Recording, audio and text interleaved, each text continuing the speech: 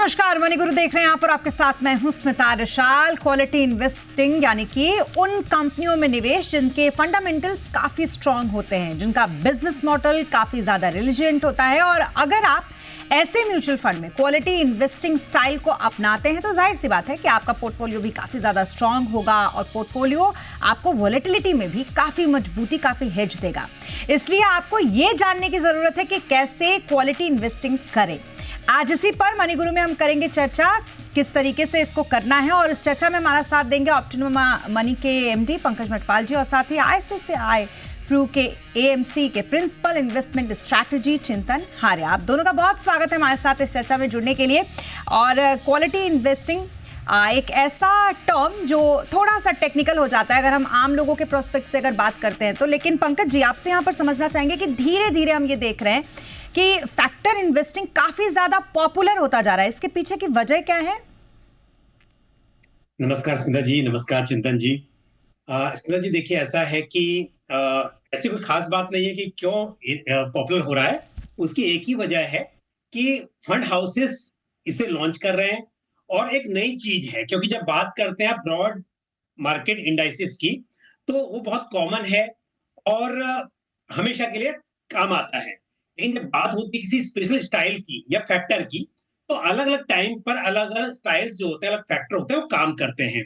और जैसे कभी वैल्यू, कभी मोमेंटम, कभी ग्रोथ या अल्फा, तो इस तरह से, या लो वॉलेटिलिटी और क्वालिटी, तो अलग अलग फैक्टर्स जो होते हैं अलग अलग टाइम पर ये ब्रॉडर मार्केट इंडिसेस को आउट परफॉर्म कर सकते हैं। तो ऐसे में क्योंकि ऐसे इंडिसेस अवेलेबल हैं और फंड हाउसेस भी उस समय के अनुसार इस तरह के फंड लॉन्च कर रहे हैं जिससे इन्वेस्टर्स को उसका फायदा मिल सके, तो ये खास वजह है बेसिकली। लेकिन स्मिता, एक बात जरूर ऐड करूंगा यहाँ पर कि इन्वेस्टर्स को ये दिखना चाहिए कि सभी फैक्टर्स समय पे एक जैसा काम नहीं करते हैं, तो उन्हें समय के अनुसार इस समय पर कौन सा फैक्टर उनके लिए अच्छा साबित हो सकता है उसे ध्यान रखते हुए ये सिलेक्ट करना चाहिए। जी बिल्कुल। अब लेकिन इसको थोड़ा सा समझना भी चाहेंगे इन्वेस्टमेंट के पॉइंट ऑफ व्यू से, एक आम निवेशक के पॉइंट ऑफ व्यू से, क्योंकि बहुत सारे हो जाते हैं, वैल्यू है, ग्रोथ है, क्वालिटी है, मोमेंटम है। लेकिन आज अगर हम बात कर रहे हैं क्वालिटी की तो चिंतन जी, आपसे यहाँ पर समझना चाहेंगे कि इस वक्त क्वालिटी इन्वेस्टिंग किस तरीके से इस जो वॉलेटिलिटी जिस तरीके की बाजार में है, एक आम निवेशक को किस तरीके से इसमें इन्वेस्टमेंट करना चाहिए और कितना फायदा उससे इसको मिलेगा? पंकज जी ने बहुत अच्छे से एक्सप्लेन किया कि क्वालिटी क्या होता है। और अगर हम जो आपने चार कहे, वैल्यू, क्वालिटी, मोमेंटम और ग्रोथ, उसमें ग्रोथ और क्वालिटी का मिश्रण हो जाता है कभी कभी। बट वैल्यू यानी कि जो चीज बहुत सस्ती होती है, एक अंडर परफॉर्मेंस पे गुजर रही होती है डिफरेंट पॉइंट्स ऑफ टाइम, तो वैल्यू भारत में काफी प्रचलित रहा है पिछले 20-25 सालों से। और लोगों को उसकी जानकारी भी अच्छी खासी है। मोमेंटम इन्वेस्टिंग एक पैसिव फंड्स में एक नया पिछले 2-3 साल से दौर रहा है, जहां पर अलग अलग मोमेंटम फंड्स पैसिव में रहे। मोमेंटम यानी कि जो स्टॉक्स ने 6-12 महीनों में अच्छा किया उनका एक मिश्रण बनकर मोमेंटम बनता है। क्वालिटी जो कहते हैं सबसे लंबी अवधि के लिए एक अच्छा टिकाऊ इन्वेस्टमेंट हो सकता है। क्वालिटी यानी कि वो कंपनियां जो अपने जो परफॉर्मेंस है, जो उनकी जो मापदंड है, यानी कि return on capital employed, return on equity, यानी कि जो मुनाफा कमा रही है, जो उनकी क्वालिटी है, वो काफी अच्छी होती है। तो ऐसे स्टॉक्स का मिश्रण अभी भारत में वैसे तो 4000 स्टॉक्स है, पर अगर हम हमारा जो यूनिवर्स देखें, जो हम इन्वेस्ट करते हैं, 600-650 स्टॉक्स है। वो 600-650 स्टॉक्स में से कुछ स्टॉक वैल्यू में होते हैं, कुछ स्टॉक मोमेंटम में होते हैं, पर जो क्वालिटी में होते हैं वो करीबन 100-200 स्टॉक्स क्वालिटी में होते हैं। वो क्वालिटी यानी कि क्या? जिनका मुनाफा, जो मुनाफे का प्रतिशत है वो ज्यादा होता है, जिनकी जो ग्रोथ है वो ज्यादा लंबी अवधि के लिए होती है।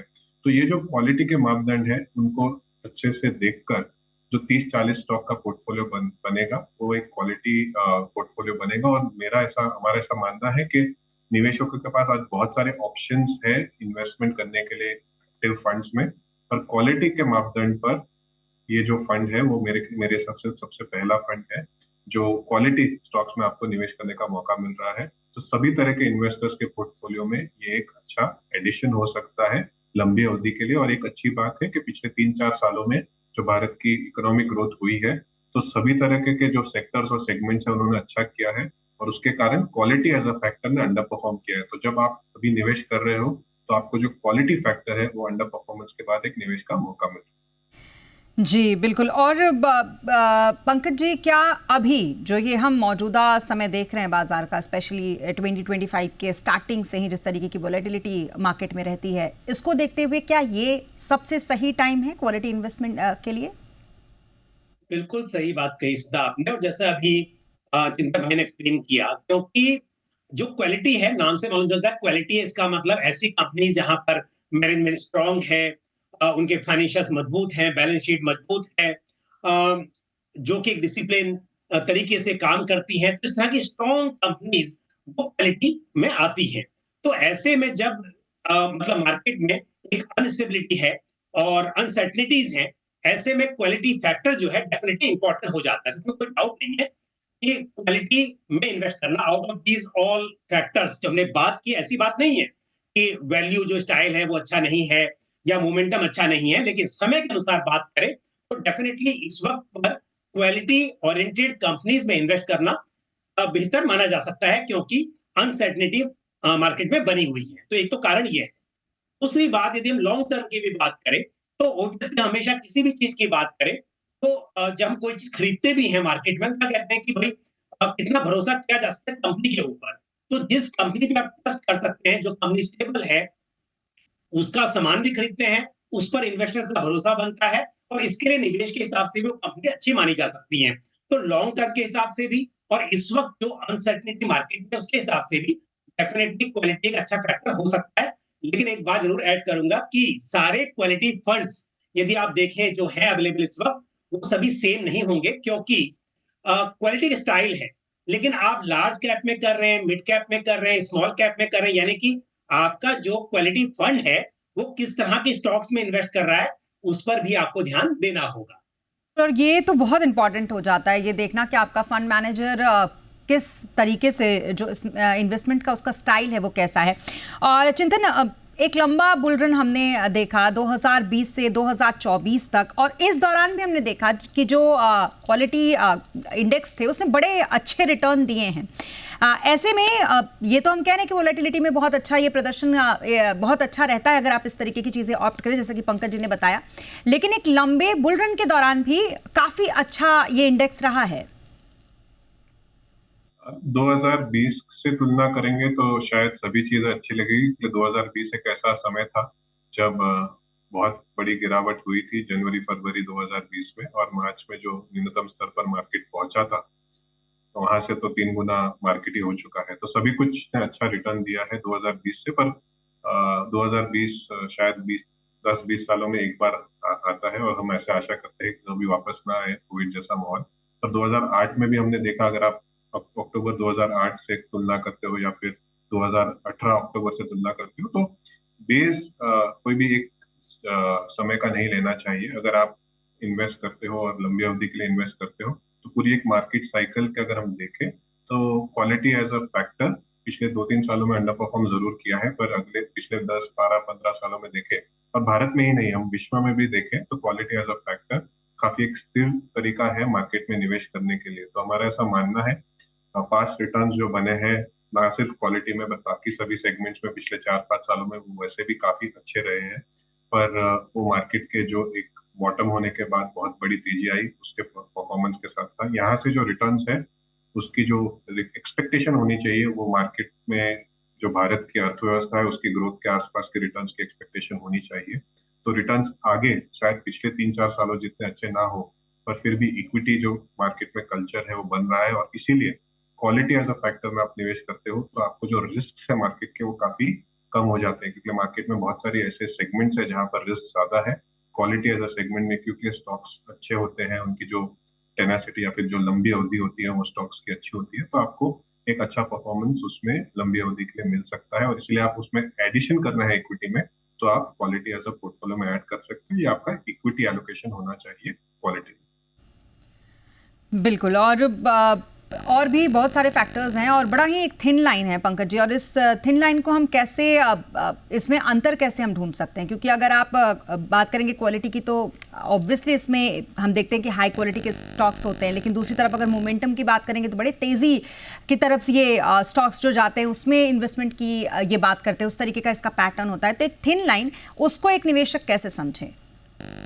बिल्कुल, देखिए आम निवेशक के लिए समझना इसको मुश्किल है, ये बात तो तय है, क्योंकि जब मार्केट में रैली हो रही थी तो मोमेंटम जो स्टाइल है वो अच्छा काम कर रहा था। ऑब्वियसली जब मार्केट में रैली होगी तो अधिक से अधिक इन्वेस्टर्स इन्वेस्ट करेंगे सेम स्टॉक्स में, और वहां पर मोमेंटम जो स्टाइल है, फैक्टर है, वो काम करेगा। वैल्यू स्टाइल है, जब आपको मतलब ऐसे स्टॉक्स जो अपने फेयर वैल्यूएशन पर हो, अंडर वैल्यूड हो, वो मिल सके, तो वो स्टॉक आप बाय करेंगे, उसमें इन्वेस्ट करेंगे तो वहां पर फायदा होगा।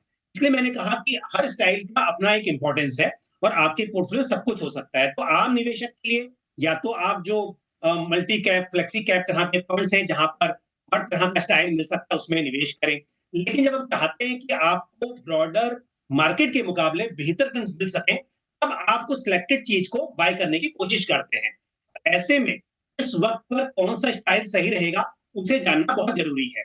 तो जैसा अभी चिंतन भाई भी कह रहे थे कि 2-3 साल से क्योंकि क्वालिटी एज अ फैक्टर बहुत अच्छा नहीं चला, क्योंकि मोमेंटम काम कर रहा था, फिर वैल्यू स्टाइल जो है उसने काफी अच्छा परफॉर्म किया। तो ऐसे में दो वजह, एक तो जो स्टाइल बहुत चला नहीं है, वहां पर ज्यादा उम्मीद बन जाती है कि अब उसका समय आया है। दूसरी बात ये भी है कि चलिए मार्केट में बहुत अनसर्टेनिटी है और आपको इन्वेस्ट करना है, तो क्या चाहेंगे, भले ही पता नहीं कितना पैसा बनेगा मार्केट में, बट आप कम से कम क्वालिटी बाय कर रहे हैं। तो ऐसे में जब अनसर्टेनिटी है तो यहाँ पर क्वालिटी स्टॉक्स को बाय करना मेरे हिसाब से समझदारी की बात होगी। तो इस हिसाब से एक तो अनसर्टेनिटी है, उस हिसाब से क्वालिटी जो फैक्टर है वो बेटर हो जाता है इस वक्त पर। और दूसरी बात, जैसा मैंने कहा और चिंतन भाई ने अभी एक्सप्लेन किया बहुत विस्तार से, कि क्योंकि पिछले 2-3 साल में जो क्वालिटी फैक्टर है उसने इतना अच्छा परफॉर्म नहीं किया कंपेयर टू मोमेंटम या वैल्यू, तो इसके लिए भी अब वहां पर ज्यादा गुंजाइश है अच्छी ग्रोथ की। तो इस हिसाब से मुझे लगता है कि ये स्टाइल काम कर सकता है। बट इन्वेस्टर के पोर्टफोलियो में या तो समय के हिसाब से अलग अलग स्टाइल होने चाहिए, या फिर उन्हें ऐसे फंड्स में इन्वेस्ट करना चाहिए जहां उन्हें सभी तरह का, चाहे वो वैल्यू हो, मोमेंटम हो, क्वालिटी हो, सब कुछ मिल सके। जी, और चिंतन जी, ऐसे में फंड हाउसेस क्या देखते हैं अगर किसी क्वालिटी फंड को लॉन्च वो करते हैं? जैसे ICICI प्रो ने भी अपना क्वालिटी फंड लॉन्च किया, ऐसे में किस तरीके की चीज़ें वो मार्केट में देखकर ऐसे फंड्स को लॉन्च करते हैं?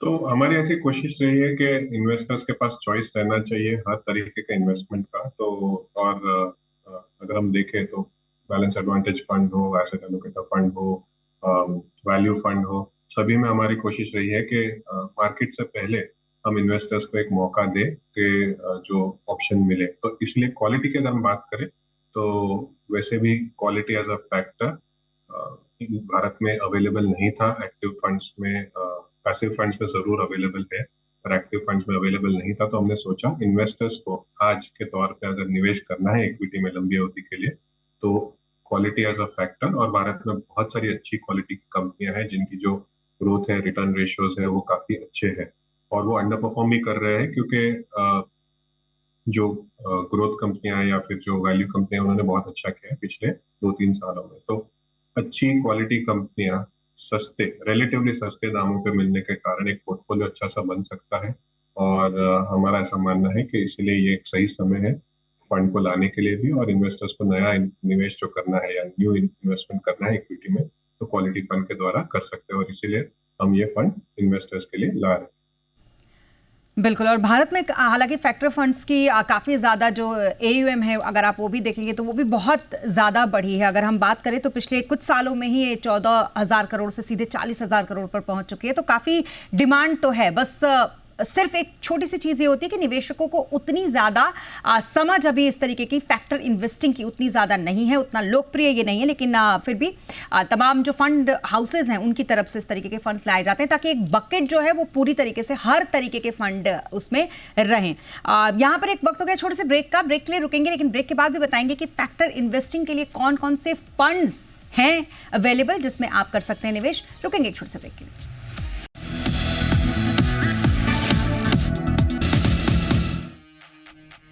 ब्रेक के बाद एक बार फिर आपका स्वागत है। क्वालिटी इन्वेस्टिंग जिसको लेकर हम कर रहे थे चर्चा, और किस तरीके से इसमें आप निवेश कर सकते हैं और इसमें निवेश करके वॉलेटिलिटी में आपको कितना बड़ा हेज मिलेगा, इस पर हम कर रहे हैं बातचीत। हमारे साथ पंकज मटपाल और साथ ही हमारे साथ चिंतन हारे इस वक्त हैं। पंकज जी, आपके पास एक बार फिर आती हूँ मैं, क्योंकि ये बहुत ज़रूरी हो जाता है कि जब इतने सारे फंड्स हैं और खास करके एक्टिव फंड्स नहीं था, पहला एक्टिव फंड्स आईसीसी प्रो लेकर आया है क्वालिटी का, लेकिन पैसिव फंड्स बहुत ज़्यादा हैं। ये ट्रेंड क्यों रहा, और दूसरा कि निवेशक पहचाने कैसे कि उनको कौन से क्वालिटी फंड में निवेश करना चाहिए इस समय, मौजूदा समय में? बिल्कुल, आपने सही कहा। देखिए, कहने के लिए तो 16 फंड्स हैं, जिनमें से 2 एनएफओ हैं, आईसीसी प्रूडेंशियल म्यूचुअल फंड और एसबीआई के का। लेकिन उनमें से अगर हम बात करें, जो हम आईसीसी प्रूडेंशियल की बात कर रहे हैं, निफ्टी 200, क्वालिटी 30 इंडेक्स की, तो यहाँ पर 4 फंड्स हैं। लेकिन आप देखेंगे, चाहे हम 16 फंड में से 15 की बात करें या इन में से 3 फंड की बात करें जो सेम इंडेक्स को बेंचमार्क कर रहे हैं, ये सब पैसिव फंड हैं। तो आईसीसी प्रूडेंशियल का जो क्वालिटी फंड है, यही एक फंड है जो कि एक्टिव फंड है।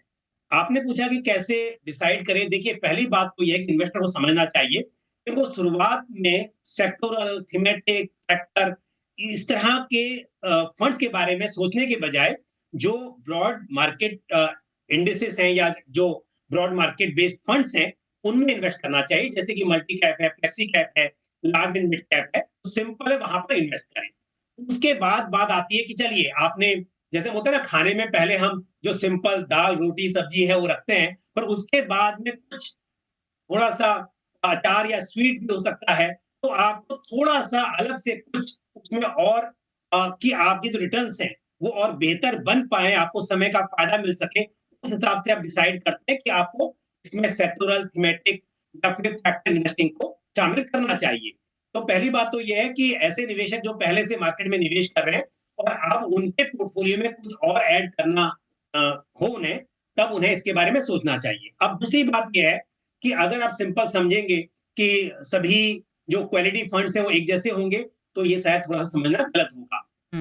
तो आपको डिसाइड करना होगा कि आपका रिस्क एपेटाइट कैसा है, क्योंकि बहुत सारे यहाँ पर आप देखेंगे Nifty small cap 250 quality index, वो भी फंड्स हैं। तो या इसका मतलब ये हुआ क्वालिटी में इन्वेस्ट तो कर रहे हैं, लेकिन आप स्मॉल कैप में कर रहे हैं। इसी तरह से mid cap quality mid cap index based भी फंड्स हैं। तो आपको अगर ये चाहिए कि आपको लार्ज एंड मिड कैप में करना है, तो आपको वहां पर ऐसा फंड चूज करना होगा जिसका निवेश लार्ज एंड मिड कैप में मेजरली हो रहा है, तो वो आपको देखना है। दूसरी बात एक इंपॉर्टेंट और भी है, अगर हम बात करें जैसे पैसिव और एक्टिव की, तो ये भी बहुत इंपॉर्टेंट हो जाता है कि पैसिव फंड जो होते हैं वहां पर तो लिमिटेशन भी है, जैसे कि वंस इन अ 6 मंथ आपके पोर्टफोलियो रिबैलेंसिंग होती है। तो एक्टिव फंड में यदि कभी लगता है फंड मैनेजर को कि जो स्टॉक्स वहां पर है उनमें से कोई स्टॉक ऐसा है जिसे बदलने की जरूरत है समय के अनुसार, वो इमीडिएटली किया जा सकता है। तो इन्वेस्टर्स को अपने रिस्क एपेटाइट के हिसाब से, अपनी जरूरत के हिसाब से समझना होगा कि उन्हें कितना इन्वेस्ट करना है इस तरह के फंड में, और उसमें भी पैसिव और एक्टिव में क्या फर्क हो सकता है उनके लिए, उसे भी समझना जरूरी है। तो मेरे हिसाब से छोटी मात्रा में इन्वेस्टर्स इन्वेस्ट करें, और इस तरह का जहां पर क्वालिटी, मतलब निफ्टी 200 क्वालिटी इंडेक्स है, जहां पर कि लार्ज कैप के टोटल 100 प्लस मिड कैप के 100 स्टॉक्स, उनमें से सिलेक्टेड स्टॉक्स मेनली होंगे पोर्टफोलियो में, वो मेरे हिसाब से बेहतर चॉइस हो सकती है। जी बिल्कुल, और ग्रोथ और वैल्यू तो वैसे भी काफ़ी पॉपुलर है, लेकिन चिंतन जी, हमने एक चीज़ जो नोटिस की है वो ये कि अब जो निवेशक हैं, म्यूचुअल फंड के निवेशक, एक तो बहुत ज़्यादा संख्या में लगातार वो बढ़ रहे हैं, एमफीस के आंकड़े ये बताते भी हैं। दूसरा, लोग रिसर्च करने लगे हैं अपने निवेश से पहले, वो ये देखने लगे हैं कि उनका जो फंड मैनेजर है वो किस तरीके का स्टाइल अपनाता है, लेकिन अभी भी थोड़ी बहुत इसकी अवेयरनेस कम है। एक फंड हाउस इसको किस तरीके से देखता है इन्वेस्टर के पॉइंट ऑफ व्यू से, उसको क्या ऐसी चीजें होती हैं जो उसको बहुत सिंप्लीफाई करके देनी होती हैं? हमारा ऐसा मानना है कि supply creates its own demand. अगर आप फंड को लाते हो तो लोग समझते हैं, और जैसे कि आपने कहा, आज इंटरनेट का जमाना है, लोग खुद काफी रिसर्च करते हैं, और जो पूरी एडवाइजर और डिस्ट्रीब्यूटर कम्युनिटी है, Pankaj ji one of the leading ones in that, वो बहुत मेहनत करते हैं इन्वेस्टर्स को समझाने की। हम भी पूरी मेहनत करते हैं इन्वेस्टर्स को समझाने के लिए। तो मुझे याद है 2017 में जब हमने low wall as a concept introduce किया था पैसिव साइड में, तो उसको 3 साल लगे थे लोगों को समझने के लिए या लोग उसको पॉपुलराइज करने के लिए। और उसके बाद 2021 से अगर हम आज देखें तो लो वॉलेटिलिटी फंड्स काफी पॉपुलर है, और आज सभी निवेशकों के पोर्टफोलियो में एक अच्छा बड़ा हिस्सा हो सकता है लो वॉल फंड्स। वैसे ही क्वालिटी जो है, पिछले 1-2 सालों में बहुत सारे पैसिव फंड्स आए हैं, पर जैसे जैसे निवेशकों को एक्सपीरियंस बढ़ेगा, जैसे उनको समझ बढ़ेगी, और जैसे जैसे एडवाइजर्स भी उनको उनके पोर्टफोलियो में, जैसे कि पंकज जी बता रहे थे कि आपके पास पूरा एक पोर्टफोलियो बैलेंस होना चाहिए, तो बैलेंस एडवांटेज फंड तो आपके पोर्टफोलियो का एक कोर हिस्सा रहेगा। उसके साथ साथ अगर आपको कोई थीम या कोई कॉन्सेप्ट ऐड करना है तो आप क्वालिटी भी उसमें जोड़ सकते हो। और ऐसा हमारा मानना है कि लंबी अवधि में ये जो एक पूरा पोर्टफोलियो का मिश्रण है वो इन्वेस्टर्स के लिए अच्छा रहेगा, और क्वालिटी कभी फेल नहीं होती, ऐसा एक कॉन्सेप्ट है। अगले 10 या 5 सालों में अगर आप देखोगे तो हमारा ऐसा मानना है कि क्वालिटी इन्वेस्टर्स के लिए एक अच्छा एक्सपीरियंस दे सकता है, पर उन्हें पेशेंटली इन्वेस्ट करना है, और कभी भी मार्केट में गिरावट आती है तो आपको और पोर्टफोलियो में ऐड करना चाहिए, ताकि आपको एक रुपी कॉस्ट एवरेजिंग, यानी कि आपको नीचे के स्तर पर एक एवरेजिंग मिले।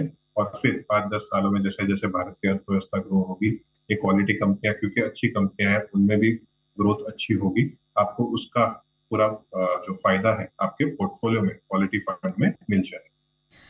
जी बिल्कुल, लेकिन हाँ, ये सही बात है, बहुत अच्छा रिटर्न इन्होंने दिया। अगर आप डेटाज भी देखेंगे तो ये भी बताते हैं कि बीएसई के क्वालिटी इंडेक्स को पिछले 5 सालों में 22% तक इसने सालाना रिटर्न दिया है। इसके अलावा अगर आप देखते हैं तो 72% ऐसे रहे हैं क्वालिटी फैक्टर्स इंडेक्स जिसने अपने बेंचमार्क को मीट किया है। ऐसे में 16 फंड्स, पंकज जी जो आप बता रहे थे, ऐसे में कुछ फंड्स बताइए लोगों को जो उनके इन्वेस्टमेंट के काम आ सके। देखिए, मैंने पहले कहा कि 16 फंड कहने के लिए सही है कि 16 फंड्स है, इंक्लूडिंग आईसीसी का जो एनएफओ है, लेकिन वो सब सेम नहीं है। पहली बात तो ये है कि कुछ मिड कैप में है, कुछ स्मॉल कैप में है, और इस वक्त पर अभी भी जब हम देख रहे हैं कि मिड कैप स्मॉल कैप की वैल्यूएशन थोड़ी सी एक्सपेंसिव है, तो मेरे हिसाब से उन्हें अवॉइड करना बेटर रहेगा।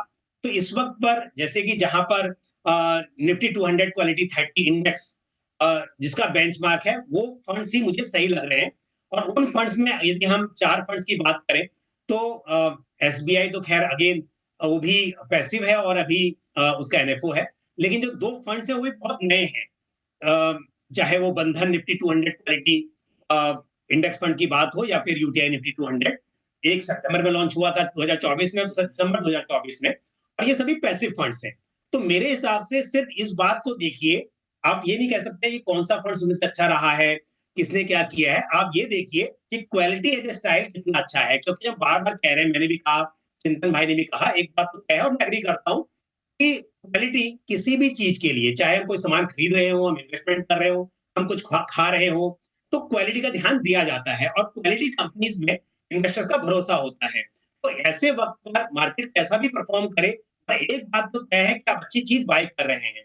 तो ऐसे में मेरे हिसाब से इस तरह का फंड जैसे आईसीसी प्रूडेंशियल क्वालिटी फंड है, जो कि एक एक्टिव फंड है और निफ्टी 200 क्वालिटी 30 इंडेक्स को बेंचमार्क कर रहा है, शायद सही चॉइस हो सकती है।